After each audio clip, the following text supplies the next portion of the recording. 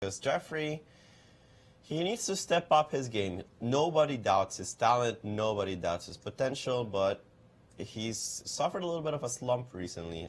This year hasn't been the best for him. And we have a Najdorf. I mean, not a great U.S. championship indeed, and it seems like in his U.S. championship, which we called here in St. Louis just a few months ago, he was on the wrong side of a lot of brilliant games. So he was getting a lot of attention, but not always for the heroic reasons that his fans hoped for. Well, I mean, Shabalov just destroyed him in that Caro-Kann. That was an epic game. The single game that Shabalov won the entire tournament was crushing against Jeffery. And don't forget about the So game. That's unforgettable. Yeah, that also was pretty nice. Shabalov's game was preparation, so sometimes you're just going to fall into preparation and get killed. That's true. Not anything he could have really done about that. His preparation was just inferior in that game. The So game, on the other hand, yeah, that was brilliant. Wesley really showed his stuff in that game. Yeah, that was really nice. All right, so we have A6, H3, which is, we were discussing yesterday about the many variations that White has in this position. We even saw the game H4 in Pragananda against Wonder. H3 instead is what we're going to have in this position.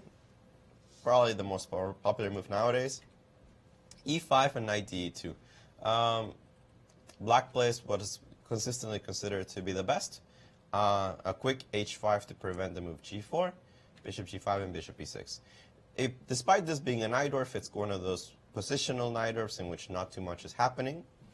The point is, of course, to take control over the D5 square. And I've seen many games, especially with the knight on the white side, where it's done very effectively. White plays a very quick F4. I'm actually not terribly familiar with this. It looks quite logical, but I don't actually remember what Black's supposed to do or what the move F4 actually threatens. We're going to have to see how good Chopra's preparation is, because I'm sure that Jeffery has something up his sleeve. Assuming the best move is just to develop your bishop. Bishop E7 at this point seems very logical. Sometimes you have to watch out for F5, because after all, White is going for a light square domination. And if I can kick out your bishop from E6 and then take your knight on F6 and establish a knight on D5, then obviously that's going to be a very powerful knight. But for now, the bishop can still go to C4. It's possible that there are F5 ideas, but they have to be well timed. F5 is a very committal move. Well, F5 is also a typical move in this formation because of the fact that you can trade off that light squared bishop. Particularly, take the look at this board after F5. Let's say bishop E7, F5. You could play a move like knight G3, looking to trade off this piece. And the point is, this domination on D5 square is what White is after. Now, this knight has also left the D5 square. So if this knight goes here, this other one can follow behind it. But if you can trade off this light square bishop, very typical way of doing it in this position. Another possibility, of course, is B3, which does weaken White's position a little bit on this side. And so this line becomes not so great for White because of this capture. And Black will be happy to see the compromised nature of the position on the C file. So that's the nuance here that Black has to contend with as I go back to this moment here, as F4 gets S8 in this position. It's very concrete move. And Black also has to be watchful because he's played H5 to deal with the H3 move, but this could become a slight weakness as well as it gets targeted by knight to G3. So a sharp position already, and that's why you see the youngster there looking at the board as he realizes it's a very concrete idea being S8 against his position. Yeah, and I think a surprise, as I wasn't familiar with it, and clearly Chopra wasn't either, already sinking into thought after the move F4, challenging, theoretically, the knowledge of the Indian player. It's going to be an interesting game here. As I said, you won't see any spectacular sacrifices, probably, but the positional struggle is extremely sharp, because at some point, White just dominates the D5 square. That's game over. So Black has to have some kind of counterplay before this happens. Yeah, that's often an overlooked thing in Sicilians, that especially in these formations with E5, that sometimes the game's not as tactical and it's actually more positional in nature, even when there's a castle on the queen side. Mm-hmm. There are a couple of games we haven't looked at yet. H5 moves already been played. White with this unorthodox knight G3. Black trying to compete against this d5 square by connecting his knight so that bishop f6 can easily be answered by knight takes on f6 and putting a queen on c7 instead of trading. So his queen will occupy the c line. So definitely a rich position in the opening already. They'll have to figure out the nuances, these players, as they compete in this one. And check this out. This one, a martial attack, was essayed by John Michael Xiong against Aryan Chopra. Actually, we don't have any moves. I think already Maurice analyzed this position after queen c7, and nothing has actually changed. Now Jeffrey has gone into a deep, deep think. Maurice? Well, this position, Yeah, which is very low. which is really low. Well, if he goes too low, the captain might change their mind. If he goes like 15 minutes, yeah. like, Yeah, let's fine. play. Why not? Quite Yeah. possible. So knight g2. That's So knight g2 and b5. b5 immediately. All right, now the trickery is coming. Actually, I just want to counter your idea of putting two knights on d, like one knight on d5, so you can put the other knight on d5. So eventually, this is what's going to happen anyway. A pawn on b4 will control that possibility. Also, the threat is b4 as well. All right, let's see. I'm going to go long castle because this looks very natural to me. Okay, rook c8. Rook c8. I was going to play king b1. So Yeah, already this- you're sacking a pawn? c2 care. I don't care about this pawn. What a man. I am. When it's not my pawn, I sacrifice them willingly.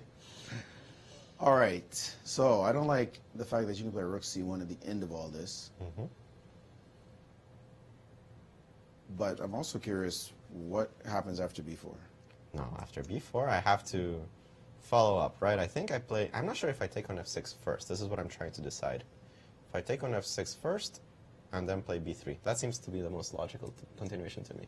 Take on f6, I'm assuming you're going to take my knight. Actually, I thought that was forced, wasn't it? Because if I take on Yeah. c2 and e4, Yeah, no, I have to take on f6 Right? first, yeah. You take with the knight, I think that's also forced. If you take on c3, b3 looks ugly. right? Because I can't get the queen a3 idea to make any sense. All right.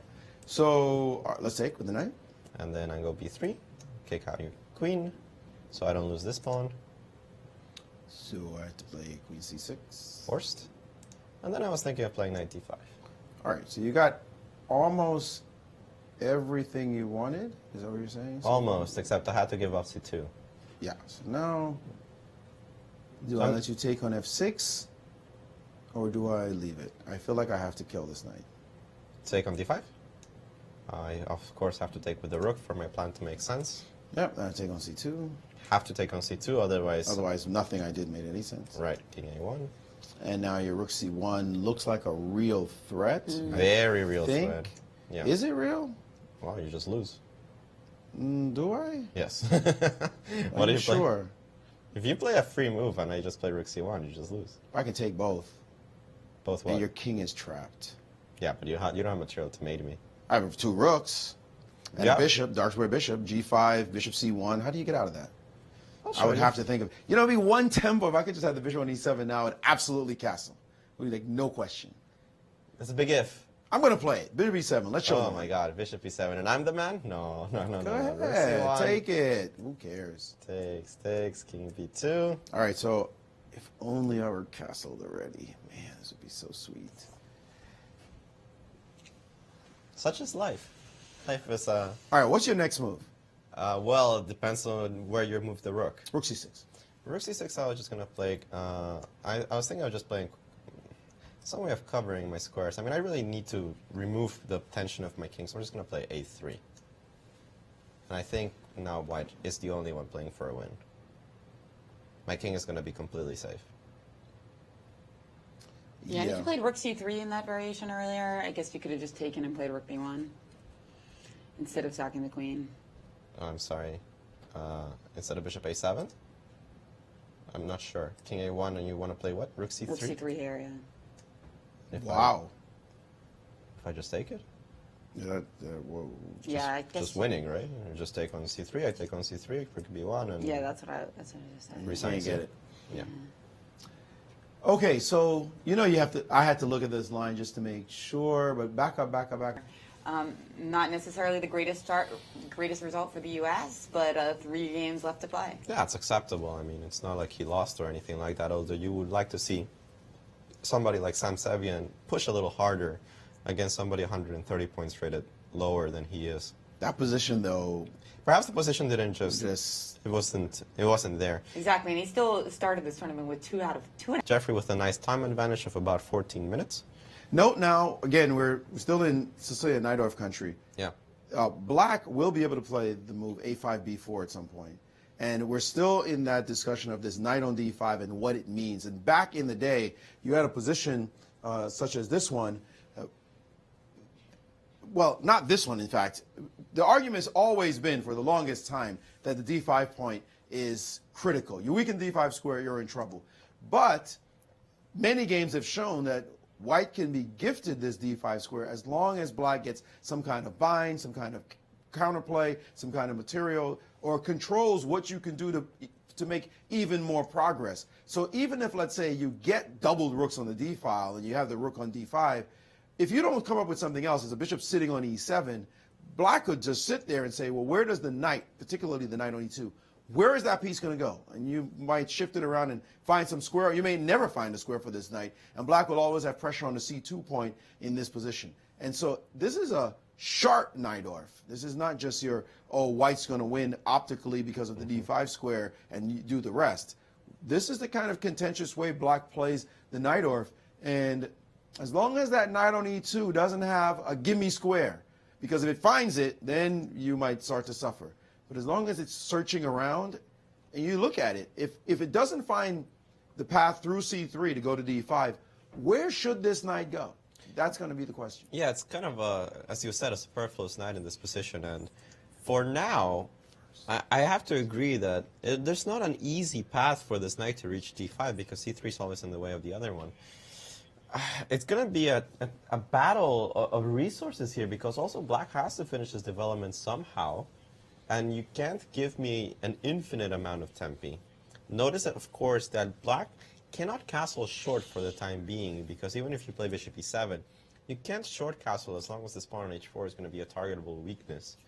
So it's this battle of attrition almost, in which white can't really control d5, black can't fully develop. So we're going to see how they finish it up.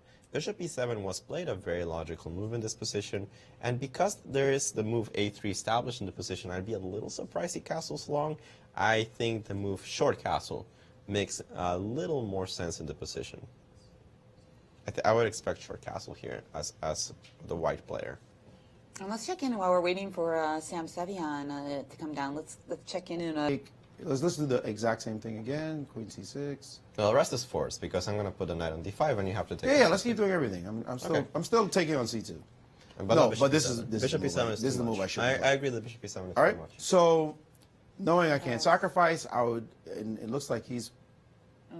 Is this game on? Okay, so queen. I guess I'd have to play queen c7. Queen c7. So wait a minute. I'm the one up a pawn now, right? You're up a pawn, sir. Okay, you got the d5 square, but you can't put a knight there. Whatever. Let's go. Yeah, this might be playable for. I actually think this is playable for both sides. I think black's position is still very uncomfortable. I really like the move. If I play bishop e7, you know, you're not going to play. I'm not going to be very, very happy. You're not going to play that, sir. Queen g4 with also deadly threats. I mean, I'm turning f6 just wins the game, so it's still a complicated position, I think. The game continued with b5a. Yeah, I mean, really, this is where this is where complexity would be. Complexity, and yeah, even analyzing the position is not so clear. All right, so b5 was played, and I think I castled, right? You castled, yes. yeah. Yeah, Jeffrey just plays a3, which is much more sedate. Probably signaling that he's going to short castle instead of long castle, and just prevents the move before. And we do see a draw in the game between Sevian. We were expecting that after he tanked for. Doesn't have a gimme square, because if it finds it, then you might start to suffer. But as long as it's searching around, and you look at it, if it doesn't find the path through c3 to go to d5, where should this knight go? That's going to be the question. Yeah, it's kind of, as you said, a superfluous knight in this position. And for now, I have to agree that there's not an easy path for this knight to reach d5 because c3 is always in the way of the other one. It's going to be a battle of resources here because also black has to finish his development somehow. And you can't give me an infinite amount of tempi. Notice that, of course, that black cannot castle short for the time being, because even if you play bishop e7, you can't short castle as long as this pawn on h4 is going to be a targetable weakness. So it's this battle of attrition almost, in which white can't really control d5, black can't fully develop. So we're going to see how they finish it up. Bishop e7 was played, a very logical move in this position, and because there is the move a3 established in the position, I'd be a little surprised he castles long. I think the move short castle makes a little more sense in the position. I would expect short castle here as the white player. And let's check in while we're waiting for Sam Sevian to come down. Let's check in the Ru Feng-Li game. Ru Feng-Li. White's trying very hard to exchange those queens. Queen a5 checks where You here. Well, this knight was on d4, e5. The knight went to e2. Fast forward to this moment in the game. The knight is still on e2. It moved to g3. Fast forward again to this moment in the game. The knight is attacked. It went to e2. We go again a bit further in the game down here. The knight now goes to c1. This knight traversing the whole board. The knight goes to b6. This move, rook d8, knight b6. He's clearly looking to try to get d5 in. Still disconnecting these knights make you wonder a little bit, is that a right idea? Knight now moves again to d3 with the idea of going to b4. Cut that. Now the knight goes back to f2. Well, this knight has been a hero traveling all around the board, and now on f2 looking to go to the g4 square, and the move b4 is played. A takes b4, A takes b4, and now it's the other knight that's been sitting, feeling a little bit like the lonely stepson in the position, not having moved at all and neglected all this time, and now it's its turn to move, and the Inch is giving knight c d1 as the best move. And he has played it. And he has played it. So it's the march of the knights in this game, as the d5 square is the critical argument in the position with black's king in the middle of the board, not clear how to get out of the middle. That's why you got to love the Najdorf. There's so many complex ideas. And I tell people, you got to take up a Sicilian when you play chess. You don't want to ignore the Sicilian. It's a very complex opening, and it teaches you so much, and you see so many great ideas that open your eyes to the possibilities in chess. And here you're seeing some crazy maneuvers in this particular Sicilian. Really interesting stuff. Who's better, though? Indians are saying slightly better for white. That means nothing in these kinds of positions, because there's still so much game to be played. The most critical thing to me is the fact that Chopra only has 14 minutes and ticking down left on his clock to resolve all these complex issues. And he has a scary decision here. He can actually take the pawn on c2. The question is, how much do I want to do that? Taking on c2 opens up files for white. So, for example, queen takes c2. I could even consider the move knight e3, sacrificing a further pawn. But let's not go so crazy. Let's play rook c1. You have to go to a4. I don't see another choice. Yes, queen a4 seems forced to me. And I'm just going to positionally play my knight to e3. I'm going to play rook fd1. And I have control d5. Your queen is a little bit misplaced. And again, it comes down to the fact that I'm not sure how you're going to castle. Well, castling is probably not totally necessary unless you got to figure something out here. But here, what do you play is the problem. Right, you got to figure out a move. Now you with the open files on the queen side, specifically this rook, some ideas of rook c7 will come as a very dangerous idea. I'm going to establish the other rook to d1. I'm going to pressure d6. Where is black's play? Black, I feel like, okay, I have to play d5 somehow. I feel like my queen belongs on a8, better on b7. Yeah. If I could have Queen pulled that A8, off. But you have this rook c7 idea to stop queen b7. But this feels like the first thing to be doing. Yeah, I would say rook fd1 is what I would think as most logical. Just I don't want to allow this ideas of d5. Right, because you got 4 on it, and I have 4 on it as well. So do I get 2 moves? Like maybe rook d7 right now? I like rook d7. And now I have to see, now of course it's on white side to make some kind of progress. I was looking at something along the lines of knight eg4, I would like to play knight fg4 to it, but e4 is currently hanging, so I'm going to go ahead and trade this one. Right, now I am so ready to castle, but I have to have energy when I do. I have to be able to play something like d5 and get the flow going, because I don't want you to stick me. And now I'm taking on f6, so you can't. Yeah, no, this is real specific right now. Yeah. If I take on g4 here... Definitely taking with the queen, and I'm going to pressure this g7 pawn. Also f6 on the air. This knight on b6 is currently really, really offside. No, I just wanted to take on g5. I agree. Taking on g5 looks forced. And now, Oof. and now. I'm liking white. I gotta say I'm liking white. Wait, but you're down a pawn. I know I'm down a pawn. You're down a pawn. If I was equal material, how would I be liking Well, white? my rook is going to end up on h6. Your queen on a. Okay, let's play f6. f6, probably queen back. I don't want to be tempted into playing queen g6 because I'm not actually sure after king f8 what I gained with that. No, you have to play queen g6 though. If you back up, I can go back. Why can't I castle? Oh, you're attacking something. Sorry. I'm attacking something, All right. and I'm following up with queen b3. Okay, so that was important that you attack something in that position. Can I play queen a7? Def? Ooh, can you? It's some tricky business happening on the c6 square. Yeah, no, forget that.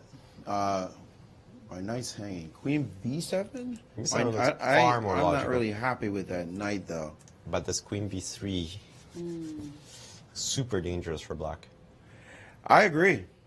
Yeah. I agree. Definite danger. This is the things you have to consider all the way back here. We can do blunders and we can make mistakes and we just take it back. He knows that this is a very dangerous position. If he doesn't assess properly, he might just be taking a poisoned pawn. But he also knows that if he doesn't take the pawn on c2, White's threatening to establish himself pretty much along the same lines. That's the question. That's the problem. The problem is not taking the pawn. If you're taking the pawn, it has to be organic. Right? It can't be just food. Oh, I get a pawn. Yeah, yuck. No, because the guy's energy just starts to blow up on you. It has to be organically. I take this pawn for a reason. His position maybe deteriorates a little bit, or I stop everything he's trying to do, or by taking this pawn, he's in crisis mode somehow. No, not just I get a pawn. Who cares about pawns when your position speaks more? So that's the problem there. What you just did, just pushed all of black's pieces around, and black had to play very precisely after capturing that pawn. So, yeah. And, oh, by the way, you only have 10 minutes to work out all these problems. No, this is... Good luck with that. It's a real issue now for black. Yeah. And I will revise my prediction and say, oops, dude's in trouble trying to solve all these problems when he's got his opponent having so much time extra on the clock. Absolutely, I agree with that. And we have a phone call. Welcome to the show. Let us know your name and your question. And he's played the move d5. He's broken through the center. Let's see if it's sound. Obviously, Jeffrey instantly replied with the move knight e3, hitting the queen here on c4 and the pawn on d5.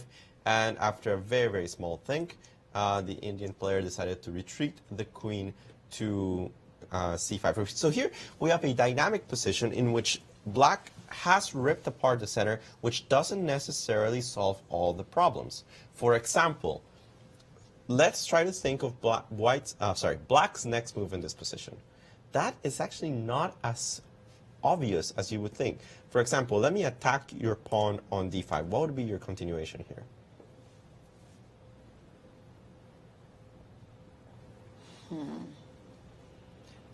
D4. D4?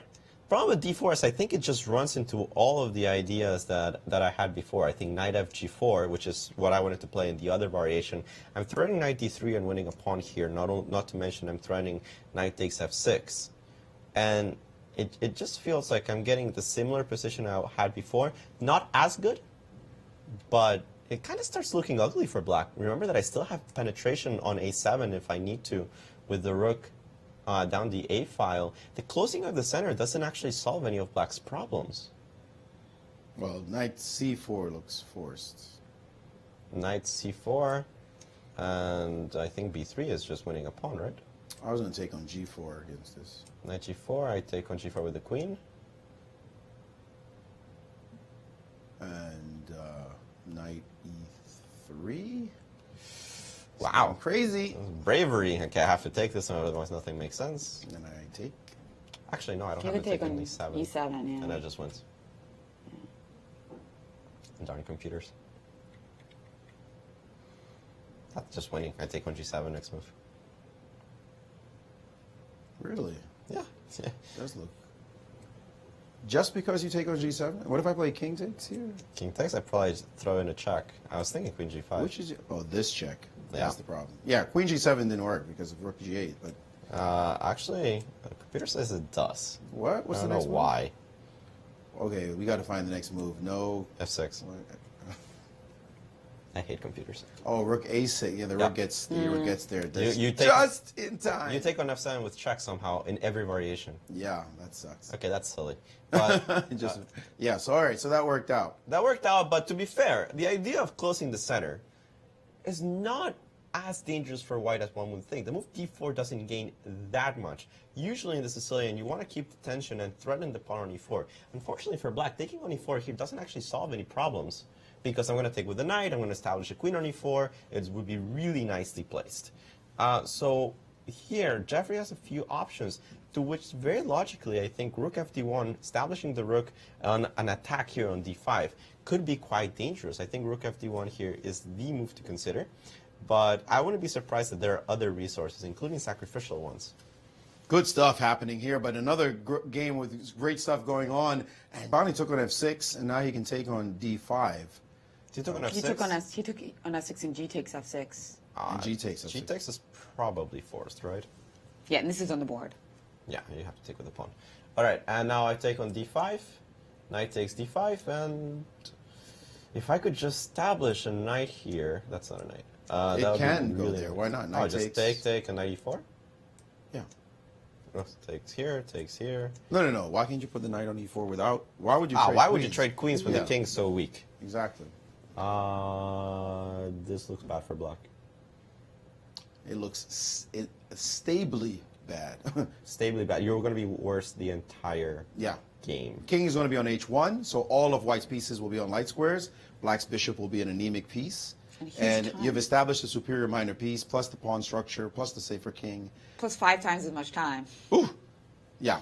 Oh, that looks lost. That looks complete. I mean, practically almost impossible to play this position for black. When you account for the fact that pretty soon, after a couple more longer things, he's going to be down to the increment. With no counterplay, with no Yeah, play. you could have 2 hours on the clock. This is a miserable position. This is the exact thing you do not want to see Yeah. when you play a Najdorf E5 variation. You don't want to see this. I mean, this is like take a picture. Yeah, exactly. Actually, classic. without the queens, this is probably okay for black. Okay, it might be an exaggeration, but it's acceptable for black. Whereas with the queens on the board, no, this is unplayable. The king is going to feel unsafe the entire game. And the critical point is that the bishop cannot control light squares, and that the dark squares are irrelevant here. Yeah. So, if the bishop were somehow a monster posting up where you can attack things, that bishop is useless. It is exactly a giant pawn on e7. So when the knight hits e4, the light squares, you're going to see white pieces end up on light squares. A rook could end up on a6. Something could end up on d1.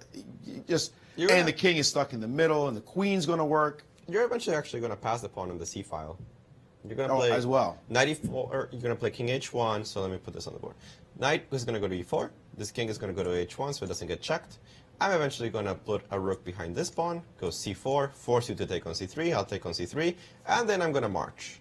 And I'm going to make you have to defend against my marching pawn and your king at the same time. Could we also be ultra specific too? What do you do about rook to a6? Like knight e4 threatening rook a6, you mean? Yeah. What do you do if the rook is on a6? I'm going to play rook takes f6. So the idea is to play rook here. Well, I want to put my king on h1. And then put my king rook h1 and then rook a6, rook takes. I agree. I mean, what do you do about that? That's going to happen. You're going to cry. So I really do think he has to play queen c6 to prevent you from penetrating on the a file. Because right now every square is controlled. Right. And probably king h. Why give up pawn? Well, why give up pawn? Why give up Yeah, pawn? so- c3, follow the plan. Yep.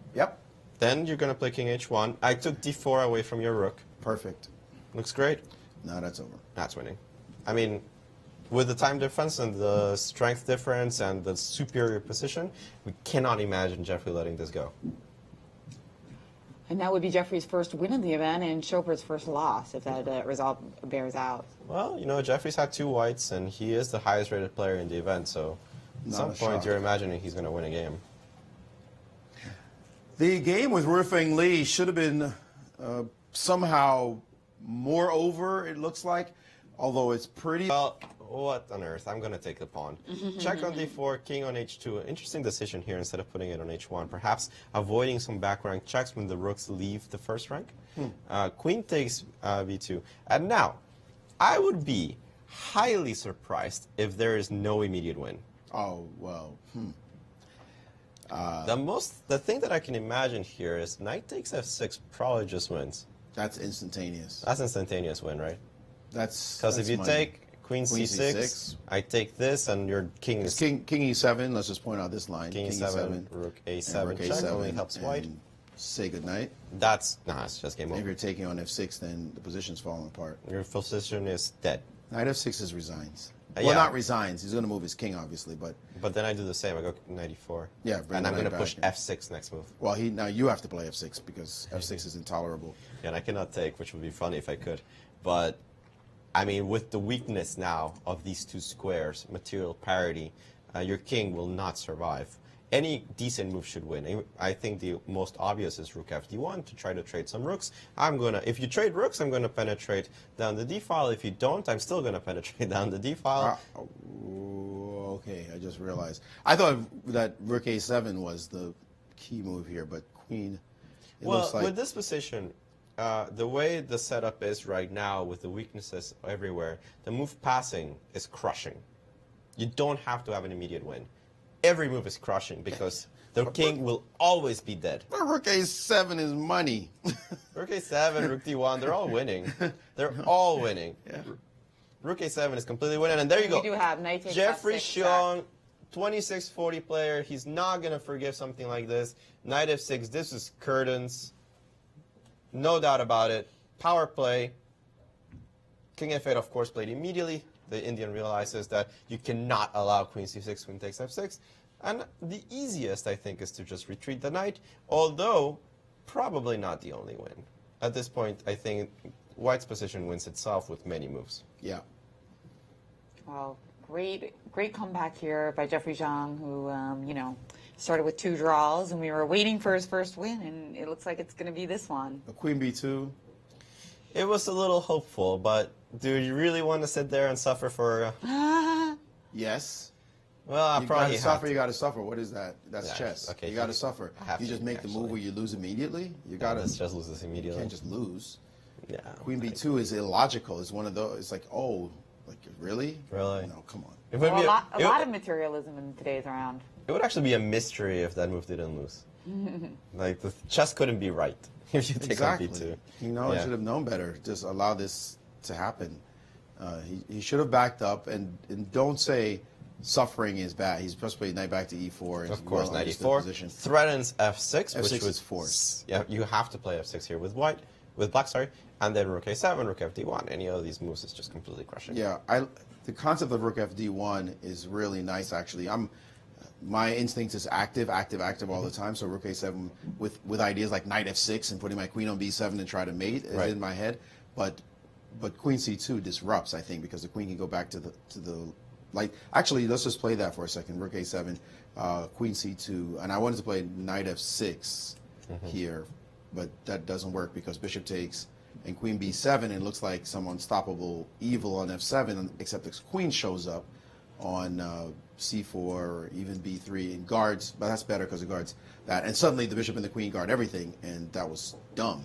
So probably there was a better way to play even here after queen c2, but I'm not sure exactly how I would win, although I feel the win somewhere. I feel Tal's spirit coming and saying, come on, find the move. What will we play here? Sometimes we just don't have to go crazy. I Does mean, knight g5 win? probably. Yeah. Yeah, it wins. This is how I'd like to win, yeah. Takes an f6, yeah? Should be winning, no? It should be, but the engine just said no. I hate what this the engine. heck? I hate this I was so much. sure this was Maybe gonna win. queen b7 Queen first. b7 And then first, f6. and then f6. Oh, queen Yeah. b7 first. That's it. Yeah, That's just winning. I hate engines. Ah, because of f6 threatens. Bishop Yes. d6, e4 is a threat. And then I can reroute. Well, you need to show that. Takes f6, bishop d6 actually threatens e4. What the heck is that king doing on h? Jeffrey put it there, I didn't. No, but okay, I actually, of course, after f6, I mean, my way is... Your way is strong. I did not grow up with Tal as my inspiration. Coming from Latin America, we almost always learn from the books of Grau and Capablanca. Yeah. Capablanca just kills counterplay. That's the way he wins chess. So I see that black's rook on h8 is not going to play. His king's almost dead. All I have to do is remove the defenders. So for me, the most natural move is to play rook fd1, kill the rook on d8. Eventually, I'll put my rook on a7. Eventually, my queen's going to come in. As long as my opponent doesn't have any moves, that king is eventually going to die. Why do I need to sacrifice something to kill it? Agreed. So rook fd1 is just an easy win for me. Which, by the way, shows people are looking for the best move, and it's not necessarily about the best move. It's about how you play, how you your style. Control chess wins, as does destructo chess. It's more flashy to play the aggressive lines and sacrifice pieces and win in beautiful style. But that doesn't mean that the other style is not equally, and sometimes in some positions even more effective, to just dampen all the counterplay, give the guy nothing, no room to breathe, and then just win the game with ease instead of with effort. So yes, I agree. In this position, certainly rook d1, removing an active piece. Right. You said a defender, which people might misconstrue the concept. What I think you're saying is any good piece he has, if I get rid of it, key good pieces, you're not going to have any good pieces left. Yeah, I'm just going to smash you. And especially that rook on h8 just looks anemic. Yeah. And let's take a call from Seattle. Could it be Yasser? Hi, this is Raman.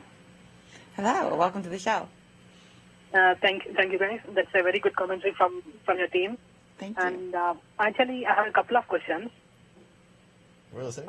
First is, how do you prepare for a particular opening? I mean, how do you prepare an opening? And second question is, who do you think will be the star for both the teams? Like for the USA team, who do you think will be the star? Name a player, only one player. Don't name like Avana Liang or Sam Sevian or Jeffery Xiong or Rufin. Name one player from both the teams. I know this will be tough, but yeah. And what will be the psychology when you're playing, when you're facing opponent of highest rated player? I mean, more than rated with more than you and also less than you. Like if you're at 2500, what will be your psychology going to a game against a 2300 player or 2700? And these are my questions, guys. And really, you're doing a wonderful job. Keep doing it. So much. And we are really enjoying it. And thank you, guys. Well, the first question about preparing openings, I think that if we grabbed all of the questions that our viewers have asked, how not to blunder, how to prepare openings, how to manage your time, I think everybody's going to end up being a grandmaster. But openings are something that require very, very serious dedication, I feel. There's a lot of ways you can study openings, depending on your level. Of course, there are so many books dedicated to openings. There are so many opening DVDs.